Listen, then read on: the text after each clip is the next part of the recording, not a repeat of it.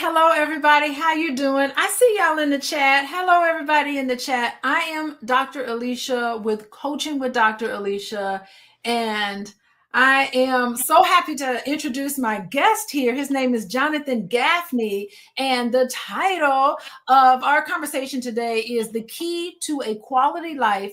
We're talking about how exercise boosts overall well-being, but in particular, we are talking about why it's so important to start living a healthy lifestyle mentally and physically as a youth.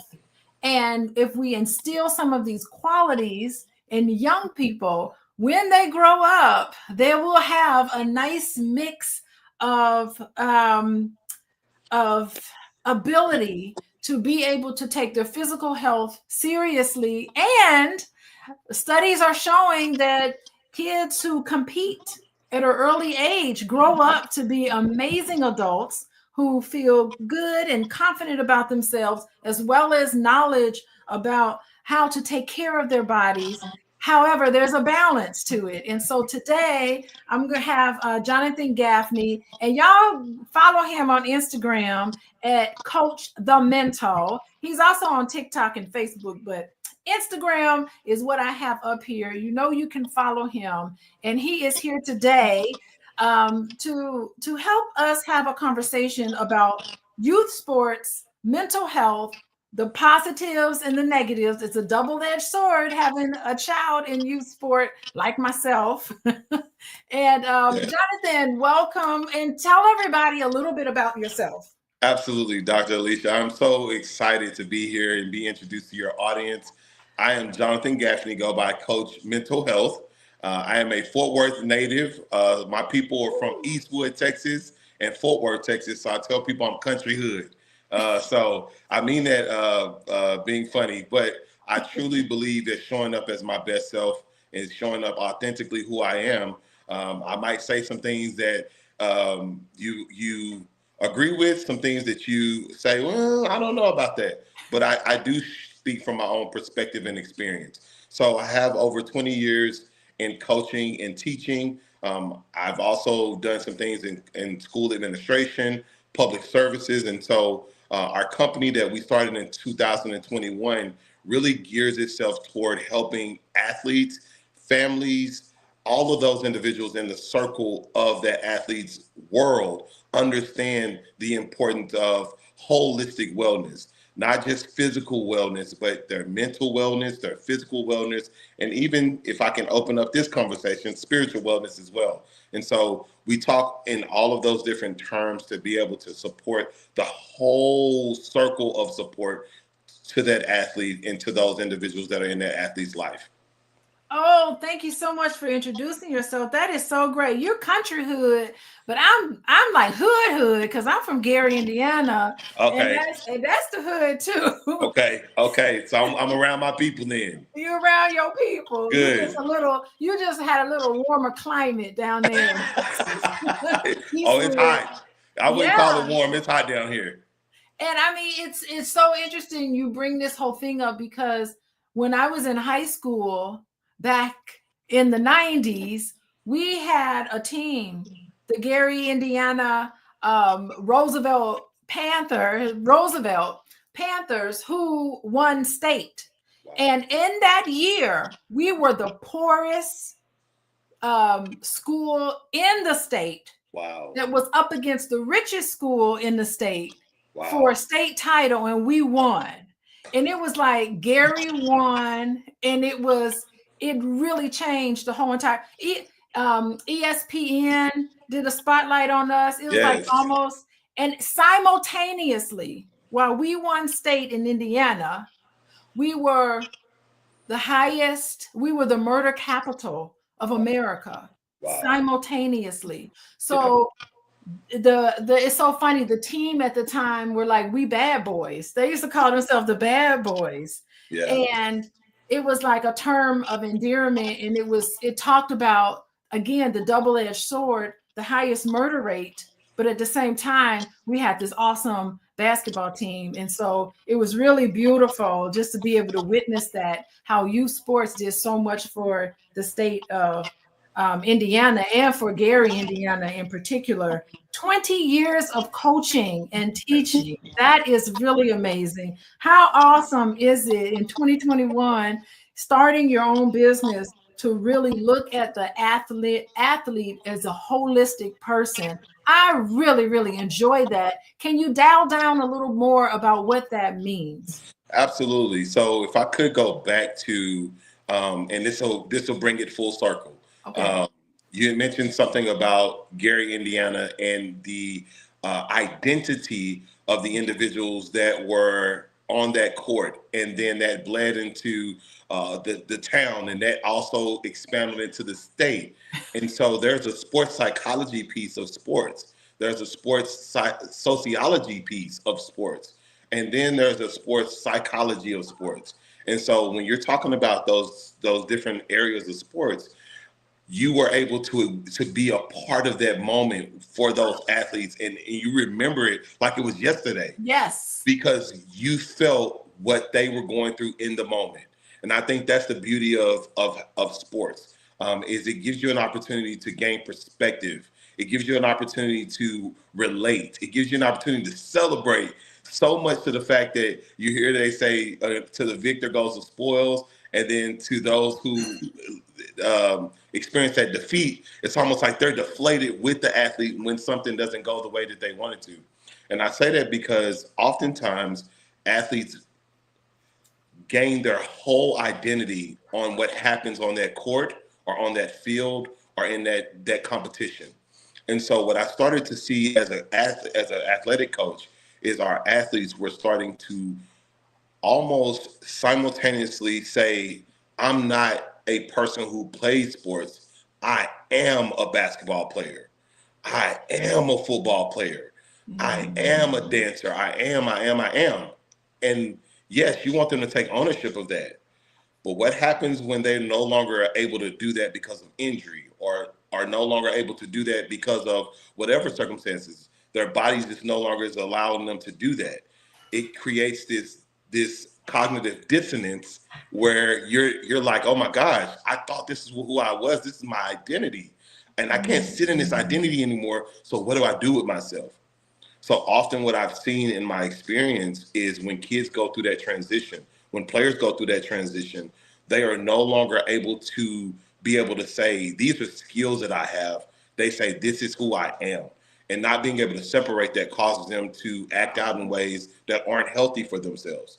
So dialing down into that is, first off, helping athletes understand that they are people and they are a person that possess a certain skill set that gives them the proclivity to be great or good at this sport. So we really talk a lot to our athletes about transferable skills. And we talk to our athletes about the ideal that if you can understand how to strategize on a football field, you also can understand how to strategize in a math class. It's the same skill, just applied differently. We talk to our athletes about the ideal of resilience.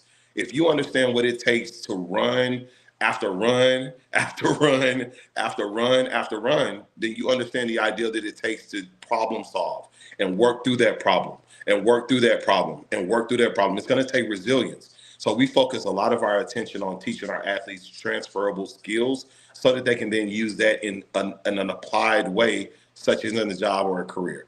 So the first step is the identity of the person and not the player. Oh my God, there's so many questions I have about that. And before I get into that, everybody in the chat, thank you for joining us. I am here with Johnathane Gaffney, and he's got 20 years of experience as a coach and then started his business, which I think is so wonderful to do to help athletes with all of this, is what he's talking about. And today we're going to talk about the importance of having importance of exercise and also the importance of your mental health and spiritual health, especially for young athletes. But everybody in the chat here who are joining us, do y'all have children in youth sports? If you do, share that there in the chat. Let us know in the chat if you have a child who played youth sports and what sport did they play, because be sure to put your information in there and let us know, because it's so fascinating as you talk about identity, you talk about student athletes, and you also talk about transferable skills as a college professor. College professor. It is nothing like what I go through, because at one point I was thinking maybe we should stop calling them student athletes and start calling them athlete student, because it seems like the athlete part goes first. And let's see what everybody in the chat thinks. Okay, so says what she wants, says she's got a child basketball, track, and football. We got football players here.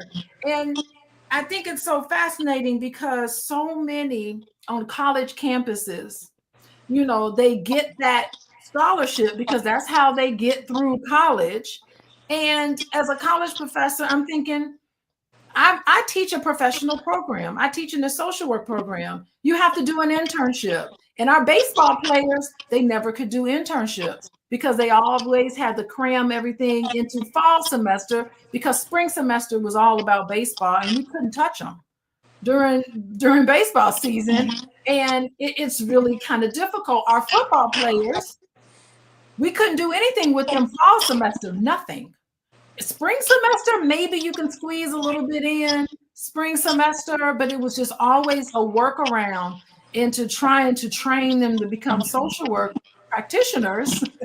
But at the same time, they had this pressure on them, not only through their parents, but also through the university, to take up all of their time was taken up with that sport. And it was so difficult on the college campus in particular to get them to have that sort of balance. How do you work with any college athletes? I do. Okay. And to speak to that, we can talk about a number of reasons why that exists. I always, when I talk about this system, and people understanding college athletics is a business, and it's starting to become more and more of a business the earlier students are being introduced to sports. As early as middle school, you're seeing kids get recruited by Division I powerhouse universities. And so when you are in a capitalistic society, you have to something is being capitalized. That's what makes a capitalistic society go. Mm-hmm.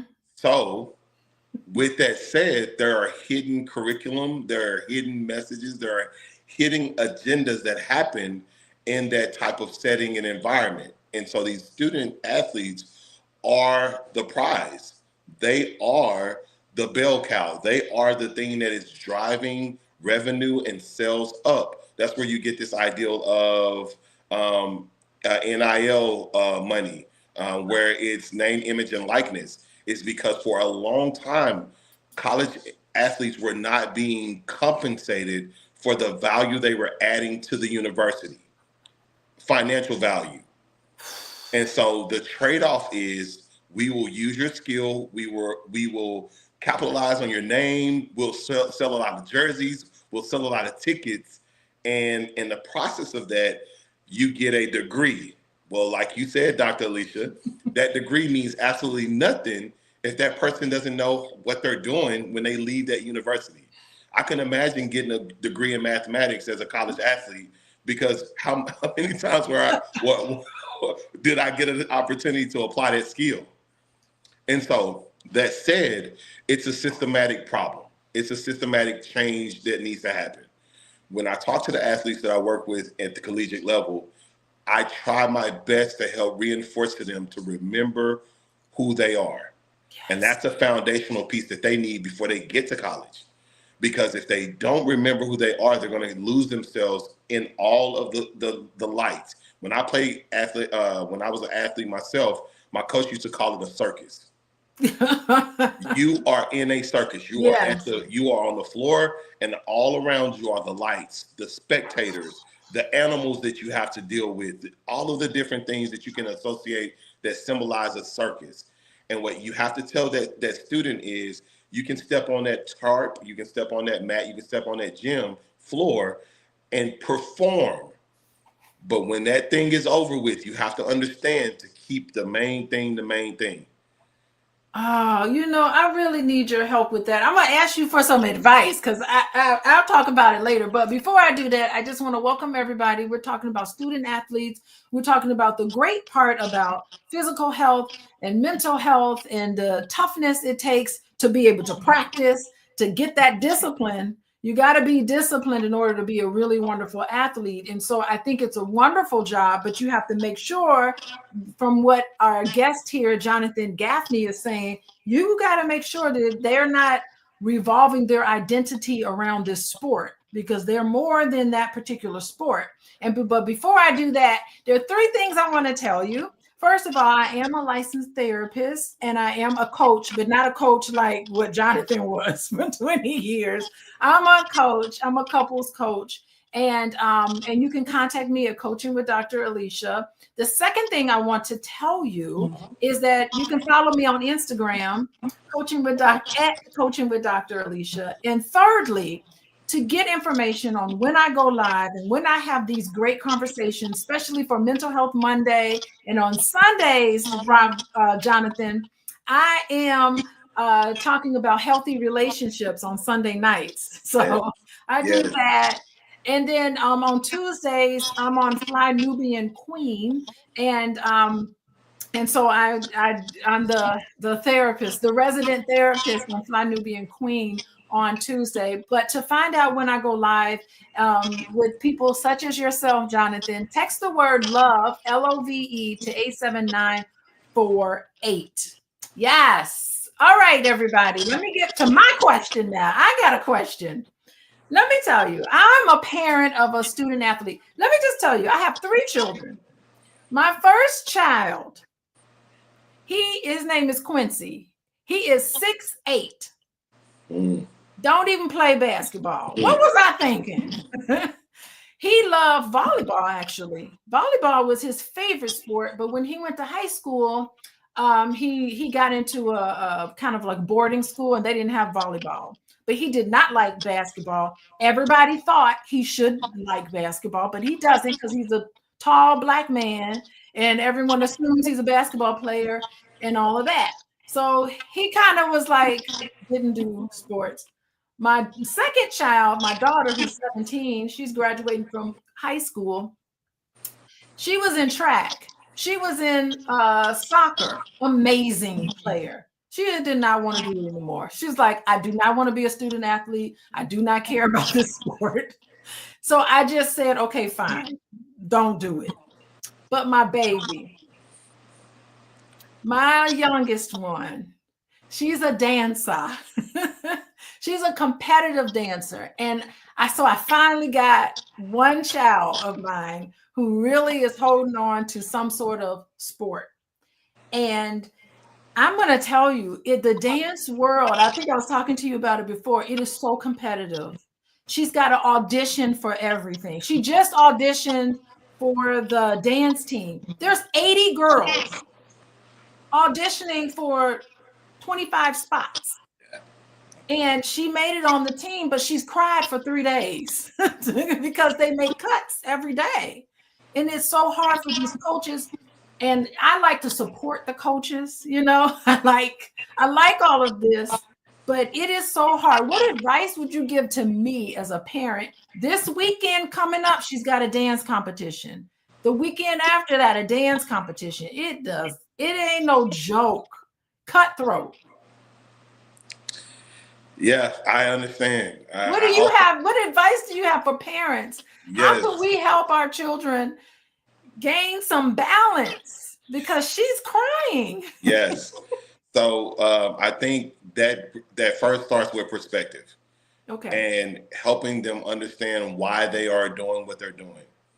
It's, why are you driven? Is this intrinsic? Or is this something that people are pressing on you to do because you're 6'8" and you're a tall Black male? And that extrinsic motivation is going to run out when it starts to become difficult. And so a lot of those students that are driven, it comes from within. Okay. So I think it also takes that an understanding of balance and what that looks like.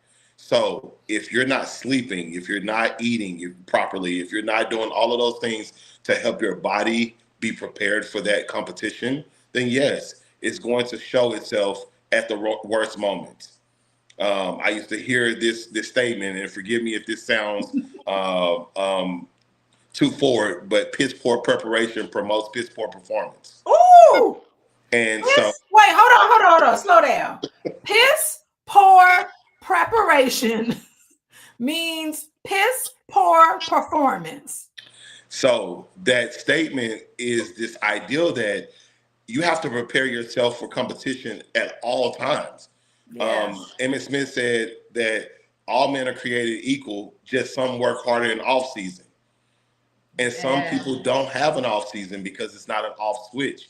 And so it's practicing that well-roundedness. For example, one of the things that I would talk to if I were coaching your daughter would be breathing techniques before she gets onto the court, because oftentimes when we are feeling certain types of anxieties inside of our bodies, we hold our breath. That's why breath work is so important. When we're tense, we hold our breath. When we are scared, we hold our breath. We tense our bodies up and we don't allow oxygen to flow through our bodies to then be able to move freely. Then the thing that I talk to my athletes about is I say, what's the worst that can happen if you bomb this? If you go out there and you just lay an egg, Yeah. what's the absolute worst that can happen? They'll get talked about on social media. Okay. Anything else? Well, coach, my life is going to fall apart and I'm going to lose everything and I'm not going to be able to get to that next promotion and things of that sort. And I said, well, if you thought that, then why did you put so much work into the moment that you were preparing for it? So are you Mm. playing to win or are you playing not to lose? There's a difference. Mm. When you play Mm-hmm. to win, you attack that thing with all vigor and energy. When you're playing not to lose, you're saying, I can't. You shy away from that moment because you say, I can't lose. I can't lose. And that doesn't help you show up as your best self. Parents, have conversations with your athletes to remind them of who they are outside of the sport. So Mm. how do you identify with your athlete outside of the sport? I like to tell my daughter all the time she's beautiful. Not because she's a dancer, just because she's beautiful. Her spirit is beautiful. I like to give words of affirmation to my son when he's on a basketball court and he misses a shot. And I said, son, you've done this a million times. You can do it. You can do it. Just because you didn't do it that one time doesn't mean you can't do it. So instead of being my son's coach Yes. after the game, I'm his dad after the game. I'm his coach during the game. Okay. But after the game, I turn into dad, which is nurturing, loving, affirmation, reinforcement, giving him the solid foundation of you can do it. Another thing that I would suggest with parents is understanding how your child's sport works so that you can identify when they say, Mom, I'm tired. What does that actually mean? Well, that probably means I've been up since 4 o'clock this morning because I had workout this morning at 4 o'clock from 4 to 6. I then Mm. had to go to do weight training or stretching or physical therapy from 6 to 7. Had class, then I had to come back to the gym to do film or to do. Then I had to go back to class. So if you understand how their sport works, then you understand how their day is situated, so that you can call and give them check-ins.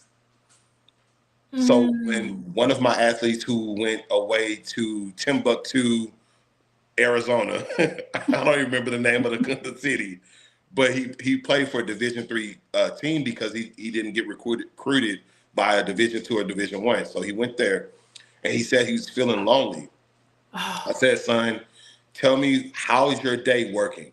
And he goes through his day, and he goes to practice, comes back to his dorm, goes to practice, come back to his dorm, does an online school for an hour, goes back to practice, comes back to his dorm. And he did that for 3 months. So no wonder he's feeling lonely, because the only human contact and socialization he's getting is at practice. And at practice, they're worried about a product being produced. Yeah. They're not worried about a player or Mm. a person. They're worried about a product being produced. So understanding that, I was able to start picking up the phone on Saturdays right before he left. They left to leave on Friday mornings or Friday evenings. Saturday morning, they're at the location they're playing, and I would call them probably around Saturday afternoon. I say, "Hey, son, just thinking about you, making sure that you're okay." Just that enough started to change his perspective of I'm not alone. Then I told him, surround yourself with your circle. Who's your circle of Mm. support? Coach can't be there physically for you, so he started to go to a church to help him with his support. Yes. And so he got plugged into and surrounding himself with people who would speak life into him outside of the sport. That is so, it's the nurturing. I think what you're talking about is the nurturing. Because let me tell you something. Them ladies in church, especially some black mamas in them churches, they gonna love you up. They Say, gonna feed you. say They gonna it. do, baby. Say it. He You needs gonna that get home some cooked meal. hugs. That alone, that food, that smell, Yes, that sensory experience. You like, man, I'm back at home, that's even though right. you're not, but you are. Let me tell you, there ain't nothing like church. I wasn't a student athlete, but I used to sing in this choir. It was a free choir, and we just sang because we like to eat the church. We eat the church food afterwards in the basement.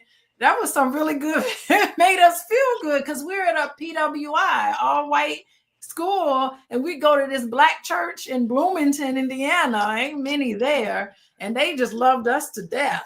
We enjoyed it. It was so important. This is really good. I really what I'm really enjoying is your advice to parents.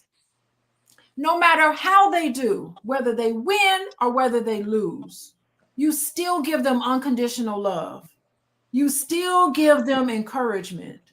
You still push them, but you tell them, you still give them love as a parent. And I think that is so great because I think so many of us, especially male athletes, gets their self-esteem is tied so closely to whether they win or lose. That's And it. they think that if they lose, then they're a loser. That's And it. they think that if they win, then they're a winner. That's And it. that's not necessarily the case. and I just you just don't you want to have your child in sports because it takes up hold on, dance takes up a lot of money. Those costumes, the hair, all of that stuff takes up a lot of money. It takes a lot of resources. And my thing with my daughter is, are you having a good time? I want you to have a good time. Listen to your coaches. Let the coaches do what the coaches do. But my encouragement to her is I want you to really get out there and have fun and not worry about there's judges. There's 3 judges. Any competition she goes to, she'll place. She'll perform just as good and maybe she wouldn't place. Or they will do just great, but I want her to have fun in what she's doing. And so my job is to give her a hug and love her unconditionally. Yes, ma'am. And can I add to that, Dr. Alicia? Yes. I would also ask them, what are you becoming? Uh-huh. What are you becoming from this? Are you becoming bitter? Are Uh, you becoming self-critical? What are you becoming because of this experience? Are you learning something about yourself that you can use later? Are you becoming a person that says, you know what, this was a hard season and I overcame that, so I know I'm resilient? What is your perspective about what are you experiencing? And I think that's the part that I think can be the focal point of the parent is yes. how is your student athlete, your baby, your child growing as a person? Because yes, challenge creates character. Mm-hmm. Or Mm-hmm. it reveals character. Mm-hmm. Yeah, how you win and how you lose. It was funny. I was talking to my husband the other day, and we were trying to figure out how Sha'Carri Richardson was doing. And I said, she needs to take a page from the Jamaicans because the Jamaicans know how to lose. When they lose, they still laughing and smiling and carrying on. Good job. They're encouraging. That's your character. How you win and how you lose says a lot about your character. And I was like, well, let's see how Sha'Carri acts when she doesn't win, because eventually she's going to win. And that's a guarantee. Sometimes you're going to win and sometimes you will lose. So I was just telling my husband just yesterday, okay, I want to see her lose. I want to know how she's going to lose. Yeah. What is that going to reveal about her character? Now, I will say somebody got to her and helped her She's out. grown up very much. Yes. So if you followed her story, shout Yes. out to her circle, which is why it's important to know who's around you. She had a coach, and I don't remember his name, so I don't want to try to name drop, but he had started working with her through Yes. some of the things she was challenged with because she's always had the talent. She's always had the talent. She's from Dallas, actually. Yes, so she graduated from a local Dallas school, and so she's always had the talent. The talent is how did she harness that talent in critical moments. And so from the time that she went to the Olympic trials and the situation happened that was unfortunate to the time where she was able to make it back to the Olympics or make it to the Olympics, excuse me, there was growth happening. And I think Woo! that's the part that I think as a parent, you sometimes have to sit back and let your child grow. And that's why I said, what are you becoming from this?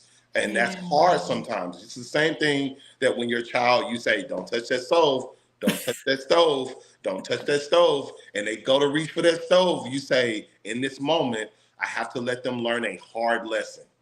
And some lessons are learned in a hard way with sports. And so there is so much benefit. There is so much research that you mentioned it earlier about people who engage in sports and how they become resilient professionals and so on, et cetera.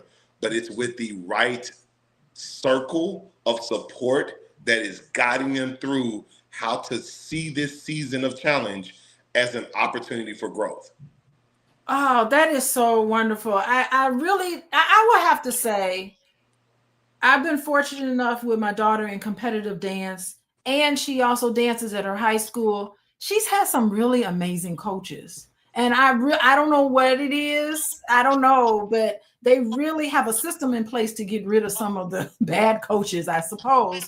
But they really do focus on developing them. So she's now a sophomore on the team. So she's been there once her freshman year. She's a rising sophomore. They had a meeting with them and gave them leadership skills. You guys start to become leaders, cultivate and mentor the freshmen that are coming in the dance. You guys set how you want practices to be. You guys lead. They lead all of the stretches, all of the toning, all of the exercises. They put the sophomores in charge of the freshmen coming in for junior varsity.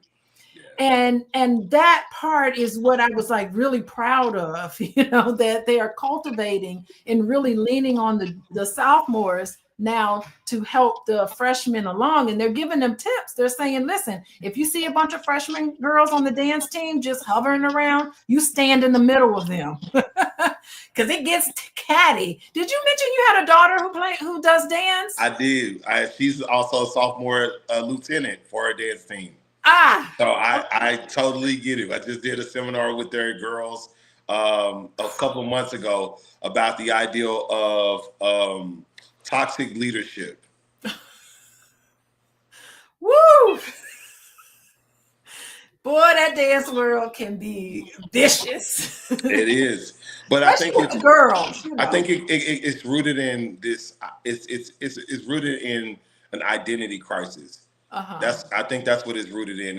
It's anytime you compete against someone, you get this sense that you're better than them if your results end up better than their results. I'll say it that way. And some take that persona on to say, I am better than you because my dance results is better than yours. And not look at it from a holistic. That's why it's important to develop this holistic athlete, this holistic person, because just because you're good at this doesn't mean you're good at that. Right. And that's where you have to understand and balance the things that are your strengths and the things that are areas of improvement. And so as an athlete, you get that. You get the feedback from your coach that says, hey, your jump tuck is great. I don't know if that's the right term. My daughter's probably laughing at me right now. But your left split isn't that good. Yeah. So you have this down, work on this. And taking that and teaching students to use that as a transferable thing to do in math class, to do in life, to do at a career, to be able to say, you've been doing well in this area of life, but this is an area that you can improve on. So that goes full circle to that holistic person and being healthy spiritually, mentally, and emotionally and physically, and making sure that we show up as a whole human being instead Yeah. of a person who is deflecting because there's one strong area and I don't want you to see that weak area. Which goes Ah, back to another statement you made. I want to recapture this. yes. You said earlier a lot of young men's identities are tied into sports. If they win, they're a winner. If they lose, they're a loser. I think culturally, we situate that, and I call it this, I call it the kingdom of boydom. Ooh. As boys are growing up, they start to see at about third and fourth grade a comparison. They start to kind of look over to their right and their left and say, oh, wait, that kid is taller than me. That kid has bigger build than I do. Okay. And then let's not even get into the academic part where if Mhm. I get that paper put on my table and it shows a C and I look over and I see this A and I'm like, oh gosh, I guess he's smarter than me. So from that moment on, boys start to develop their identity based off of comparing themselves to other boys or other people. Let me say it that Yeah. way. And so if we aren't able to capture that moment to start helping students understand what kind of smart they are, you may be, those who play sports are normally kinesthetically intelligent. They also may be spatially intelligent, Ah. but Mhm. I have a proclivity to numbers.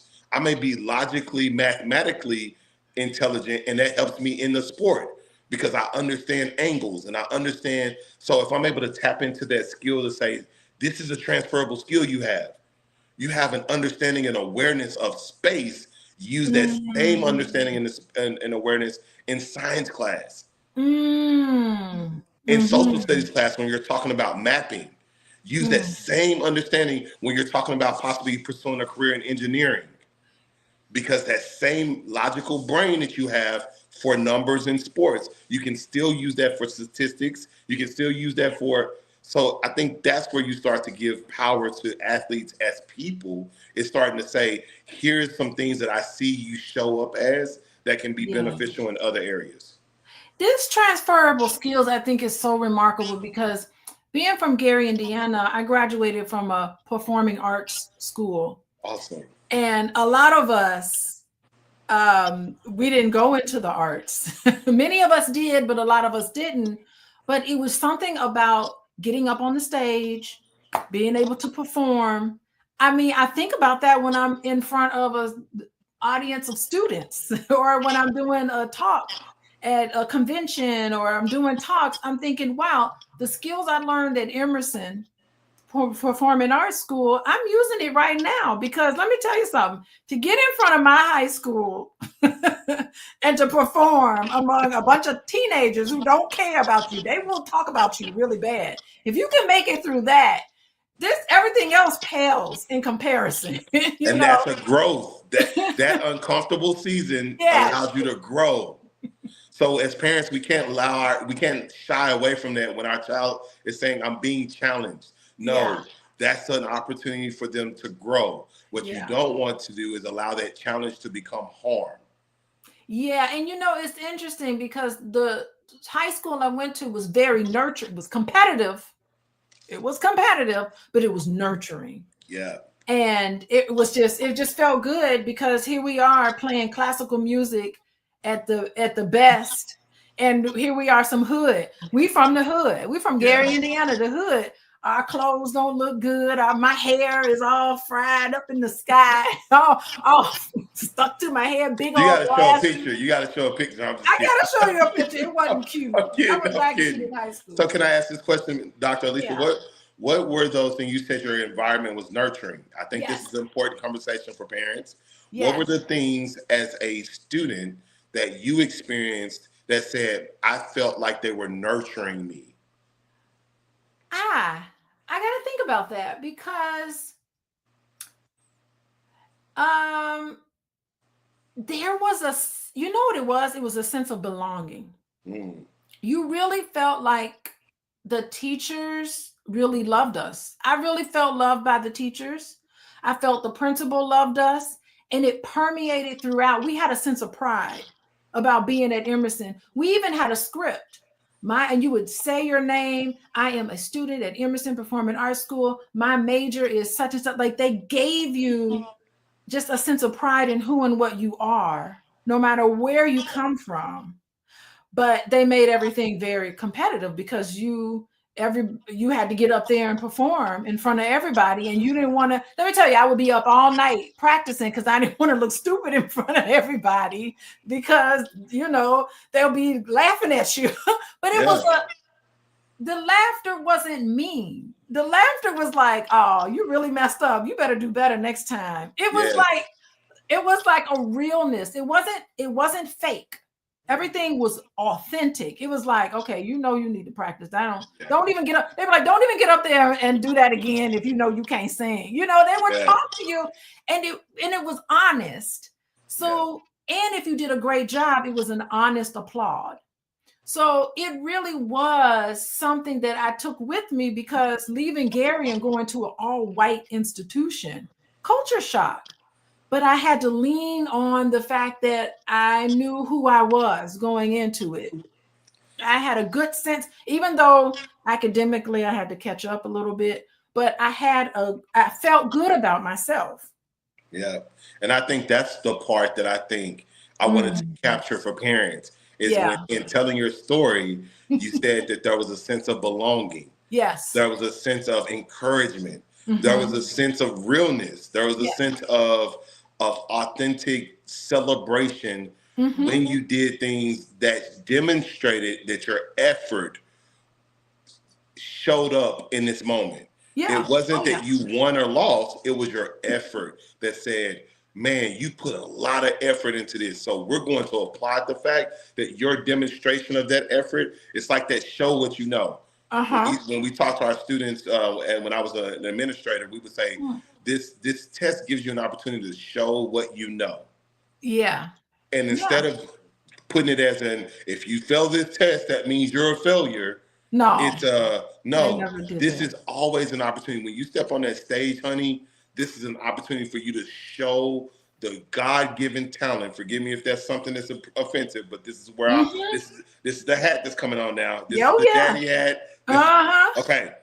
Show the God-given talent that you've been blessed with, honey, and just show it to the world with all the joy that you can possibly think of. That's the mindset that I tell my daughter before she goes and compete. I tell her not to worry about the lights, not worry about the steps. Don't worry about the choreography. You've practiced it. You know it. Now this is an opportunity for you to give that expression to the world, which is what we all have. We all have gifts and talents that the world can benefit from.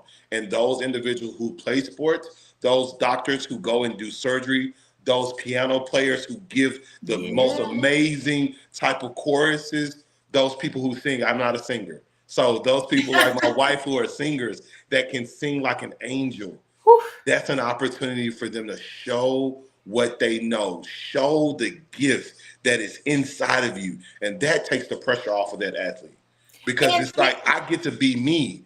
I don't have to try to be anybody else but that's me. Right. Yes. And you know what? What this reminds us is that we all have our own genius. And what I love about youth sports is expose yourself to it all, because you never know. Like my son, I thought basketball was where he was going to go, and he's like, but he was on that volleyball team that one year. They were undefeated because he could play the volleyball. He thought his skill. He did not like all that running. He never liked to run. So he never really caught on to basketball. He didn't like guarding people. He didn't like the physicality of it. He just not his temperament, right? But volleyball, he was a beast. And that's okay. Yeah. And that's okay, because I've seen it in unfortunately, the other side of that is, I'll tell a story really quick. I don't know how much time we have. Yeah, we got time. I'll tell a really quick story. They did an ESPN story about this young man whose dad, from the time he was 8 turned him into a machine. This was in the early 80s, going into the 90s. He was a quarterback, and I don't remember his name, and I don't want to say his name just in case I get his story wrong. But long story short, he was not allowed to eat cake, sugar, anything from the time he was 8 years old until he stopped playing sports. His dad trained him into a machine. He ended up going to be the starting quarterback for USC, ended up getting drafted #1. And when he got drafted, he said to the camera, I had spent so much time of my life trying to live up to the expectation that my dad put on me. I no longer liked the sport. I actually hated the sport. So Oh, when he got into the NFL, he started throwing games. yeah. Rebellion. He was like, I got to do something different than what these people were expecting of me because this is starting to hurt me physically, harm me physically. He was doing drugs. He was doing all kinds of explicit behaviors to try to cope with the fact that the pressure of being him had gotten Wow. so great because of the expectations of the people around him. Wow, that is really, really something. I'm glad I didn't force my son into basketball. I just was kind of like, okay, well, you're almost 7 feet tall, but okay. With 6 tall. Okay, fine.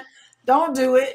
He's a science person. And then my daughter, she didn't want to do track and she didn't want to do much of anything, really. And I was like, okay, fine, But I will say my youngest, from the moment she was 3 years old, she has always wanted to be on the stage. I couldn't stop her if I wanted to.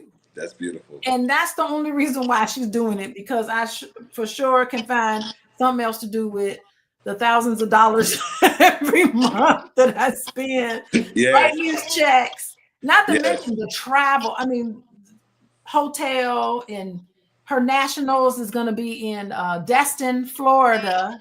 Awesome. So, I mean, come on. It better be something. But from the time she was 3, seriously, every time I would take her somewhere and there was a stage, I couldn't get her down off of that stage. And So, she's living in her zone of genius. yeah, she's And that's living the in her difference. genius. That's And the she difference. better. That's the difference. And so going back to that balancing, kind of Yes. going full circle to what we've talked about, I think it's okay for you to push your children into taking safe risks. Safe. I think it's important, when you start talking about the ideal of youth being exposed early to sports. I think it's important for you to show them what an active life looks like, an active lifestyle looks like, modeling for them. I Yes. was one of those players that was upset at my coach because I'm a demonstration coach. I am a person that gets out on the court, gets out on the field, and actually does the drill with them. And I used to get upset as a player when I had my coaches be like, you need to. And I'm like, man, you can't even walk. Why don't you do it? But we're like, what? And so I think it's important as a parent, if we're pushing our child to get uncomfortable, pushing our child to grow in this, that we're demonstrating it ourselves. What are you doing as a parent that they say, oh man, dad is really struggling with that? I let my son go run with us when I go work out with college athletes, and them college athletes be kicking my tail. They be kicking my tail, but I try to stay with him, and he sees me huffing and puffing, and he's like, "Daddy, that was a hard workout, huh?" And I'm like, "Yeah, but did you see me quit?" Yeah. So now when I ask him to do it, he knows the model of, oh, I've seen Daddy try. I've seen Daddy put himself in uncomfortable positions in order to show up in that moment. So as a parent, I encourage us to continue to give our children a safe risk. If this is the bar that they're used to jumping, raise it just a little bit so that they have enough feet to challenge themselves without destroying themselves if they can't do it. God, that is so great. Yeah. And I think that's so great. And modeling for your children on healthy behavior is really the best way. I mean, you can talk to them all you want, but they're really watching you and they're going to do exactly what you do. That is what they're really going to do. And it is staying in tune with your children. Like, after every competition, I really have a heart to heart with my daughter, and I let her know, you did a wonderful job here.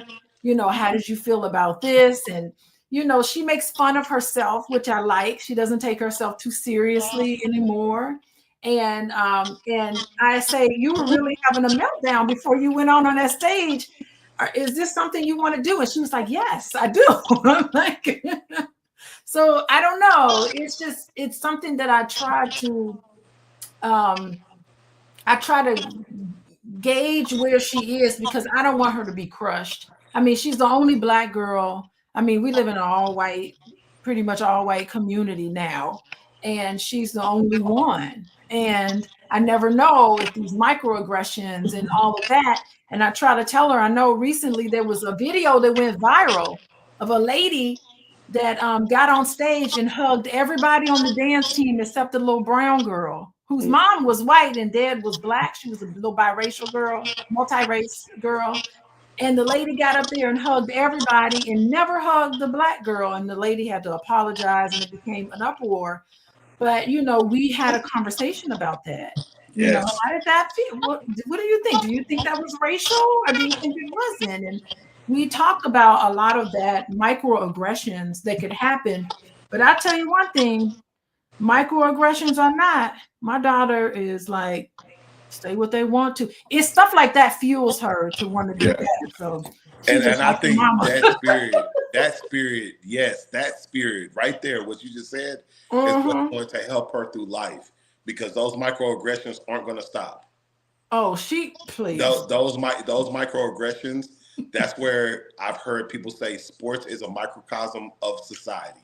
Yes. And that's where you see the good, the bad, the ugly, the excellent, all of it happens in moments in sports. And so helping our children, it could be a wonderful tool to help our children understand that this is the world that we live in, specifically in various places.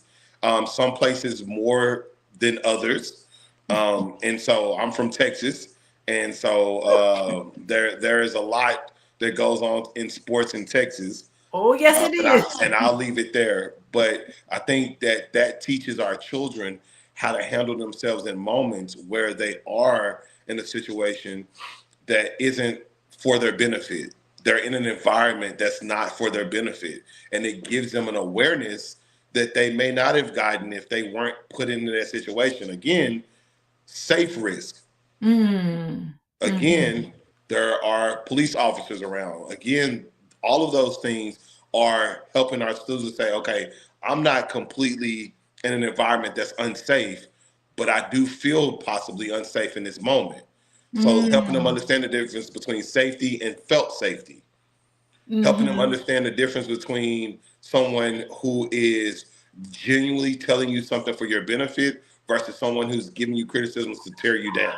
They're tearing down your character. If as a coach, and this is something as parents that we have to watch out for, because in coaching, just like in police, just like in doctors, there are good and bad apples. Yes. So if a coach is always criticizing your student for their personal character, you are stupid, you don't know how to do this, that is an attack on that person's character. Versus if he says your skill set, that skill is what you're lacking. I call it loud love. When I coach, I give loud love. But anytime a parent talks to me, I tell them, what did you hear me say? I always talk about a skill and not the person. Yeah, that's good parenting. Make sure you're passing the ball. Your passing is off. Your shooting is off. Make sure that when you shoot the ball, you elevate and actually flicker. I'm giving instruction while I'm yelling. Yeah. Versus I'm telling you how you are and you should and this, and I'm attacking you as a person.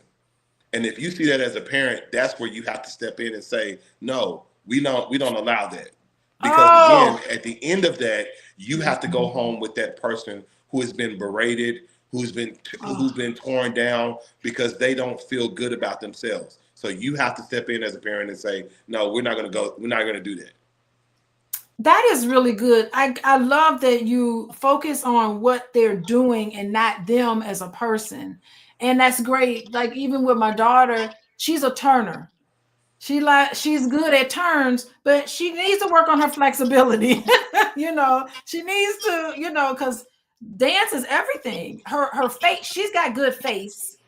She's got good stage presence, but her flexibility, and she probably needs to be a little stronger, but she's super tall. So that works again. sometimes that works against her because she's got really long legs, so she's got all this stuff, and she recognizes it. And one thing I do like about it is that they applaud each other. They really do, even though they're competing against each other, even on the same team, you know, but they do applaud each other, and they do, they really do just encourage each other, even if they mess up. And then they wait for the critiques. They wait later. It'll be a week, a couple of days later before they actually give them critiques about what they could have done better. But in the moment, they're just encouraging them. And so that part I really, really love. Oh my gosh, Johnathane, I gotta have you back on here, because every time something good happens in sports, I'm gonna have to bring you back on. And then maybe I'll pass your information to my husband and have you on with him, because you know he has different set of skills with interviewing and YouTube. Absolutely. I would definitely pass you on, because we got a lot of stuff that we never even had a chance to talk about that I wrote down to talk about. So we got to keep this going. I just wanted to say thank you to you, Johnathane Gaffney. Y'all follow him on Instagram, Coach the Mental. And be sure to follow me or reach out to me, Coaching with Dr. Alicia. If you want some help, follow me on Instagram too, at Coaching with Dr. Alicia. And if you haven't done so already, be sure to text on your phone, LOVE, to 87948, so you'll be able to know when Johnathane comes back on. And so let's wrap it all up. Last minute thoughts. I know I've had you on here longer than I wanted to, but it's okay. But this is such a great conversation. Last minute thoughts to some of the parents. You could be talking to some student athletes. This whole thing about identity around your sport is how it can be a double-edged sword. And I want to talk to you also. Maybe I'll bring you back on and we can talk about what happens when your identity is wrapped around your sport. How can you unwrap it and start? Maybe that'll be another conversation. But and last minute thoughts, things that I didn't quite get to that you want to talk about, be sure to do that. And then let everybody know again where they can find you. Absolutely. Thank you, first off, for this conversation. I've had a blast. Thank you so much to all of the supporters of this channel. Please follow Dr. Alicia in the work that she's doing. I will say to parents, you are your child's first teacher. And that's in every sense of the word. Your child is watching vicariously through you how you interact with them, how you encourage them, how you support them. And so if you want your child to be a healthy, well-rounded person, you yourself have to demonstrate that as their first teacher.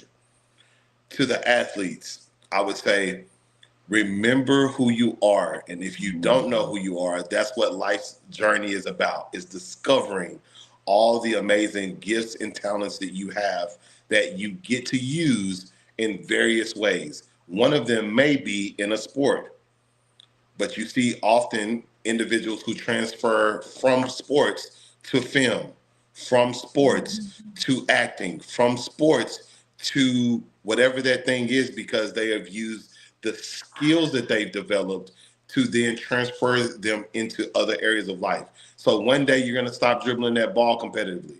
One day those dancing shoes are going to be put up competitively. One day you're going to walk off of that floor for the first time or for the last time.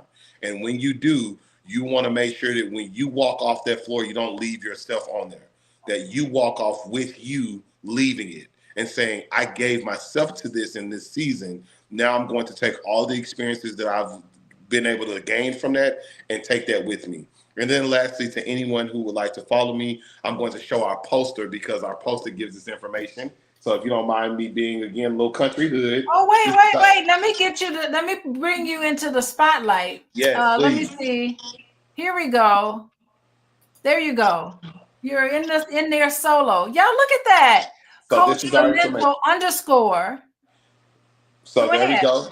This is our information for those who would like to get in contact with me, just to further the conversation. And then last thing I'll say is this is our website. If you would like to get in contact with us, you can scan that QR code and it'll show you our website and the amount of business and things that we do to help individuals, teams, communities, and anyone who would like to get supported by our work.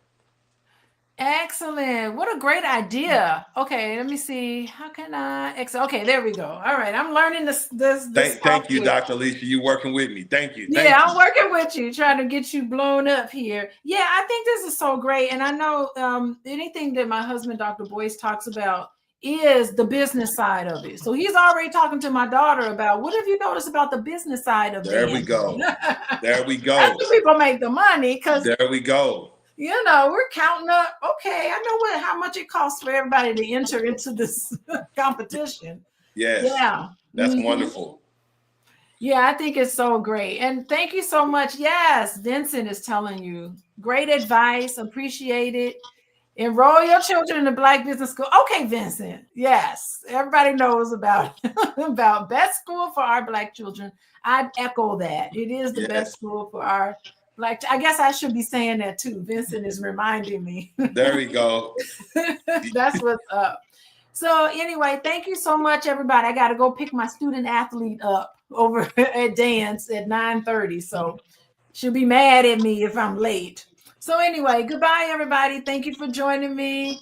Bye-bye, Jonathan. Thank you for coming on. Thank you so much for having me. Have a wonderful evening. You too.